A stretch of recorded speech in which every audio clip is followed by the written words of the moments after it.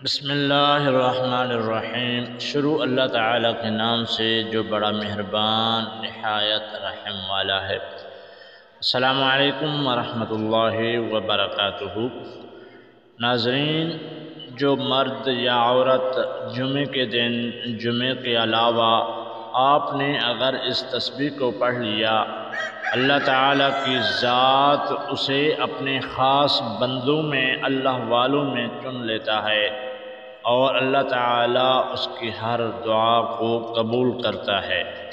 آپ نے اس تسبیح کو ہفتے والے دن، اتوار والے دن، جمعے والے دن، جب بھی آپ کو موقع ملے آپ اس تسبیح کو پڑھیں۔ انشاءاللہ آپ کے مال میں، اولاد میں برکت ہوگا اور آپ اللہ تعالیٰ کے خاص بندوں میں ہو جاؤں گے۔ اس سے پہلے آپ سے چھوٹی سی گزارش ہے، اگر آپ ہمارے چینل پر نئے ہیں تو چینل کو سبسکرائب کریں اور ویڈیو کو لائک بھی کریں، کامنٹ سیکشن میں اپنی قیمتی رائے بھی ضرور دینا۔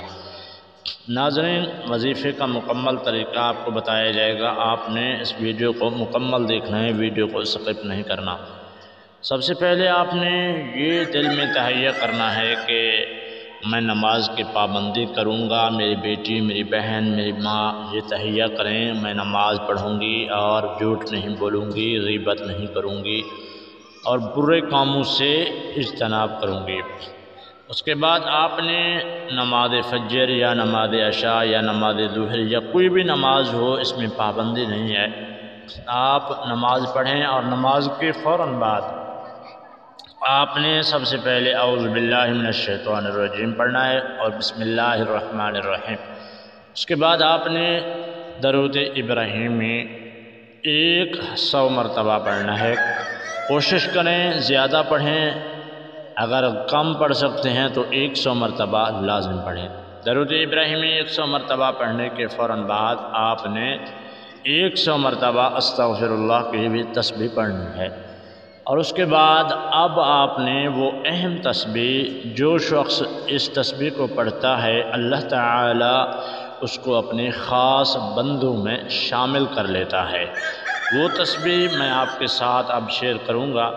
آپ نے اس کو توجہ کے ساتھ میرے ساتھ بھی پڑھنا ہے اور اس کو آپ نے یاد کر لینا ہے۔ وہ ہے اللہ تعالیٰ کے قرآن کی آیات، جس میں دنیا کا بھی ذکر ہے، آخرت کا بھی ذکر ہے، قبر عذاب کا بھی ذکر ہے۔ ربنا آتنا فی الدنیا حسنہ وفی الآخرۃ حسنہ وقنا عذاب النار۔